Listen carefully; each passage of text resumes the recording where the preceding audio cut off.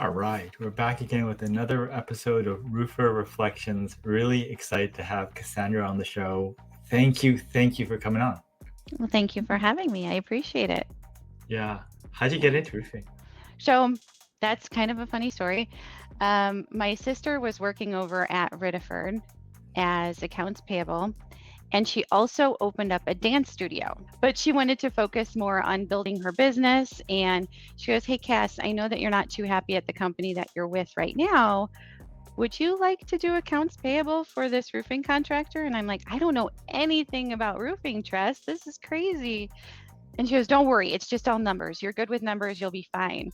So I interviewed. I loved the people. I loved the setting of the office, and it was very small and intimate. So I pretty much just stepped right into the position. There wasn't a whole elaborate interview process or anything like that. They were like, "You know numbers, you're hired."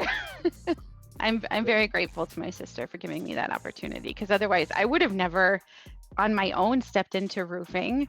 I'd have been Yeah, like, "That's a very rugged type of career. I'm not going to do that." Not realizing that there's so many other avenues for women in roofing. It's awesome. yeah. And then I guess it looks like you moved up to office manager. I started with accounts payable at Ritterford. Um, I asked a ton of questions. I was just so curious.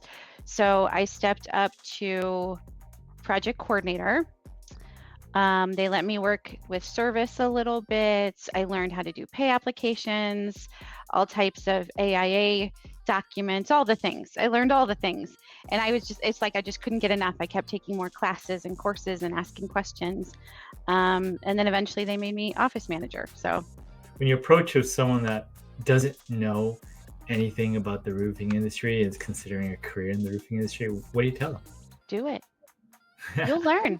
You'll learn. Like, everybody is so willing to teach you, and everybody has patience, which was very, very surprising for me. Like, the guys who have been roofing for 30, 40 years, they're like, "Yeah, kid, come on, sit down.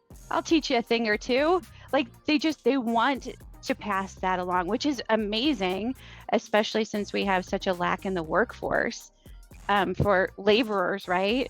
That, like, just to spark that interest in roofing. What do you think we can do as an industry or group to sort of get the word out there more? Take an interest not just in roofing, but in laborious jobs, period, because we have a labor shortage among all trades, right? One day we're not going to have plumbers, we're not going to have electricians, we're not going to have roofers, but that stuff still needs to get done.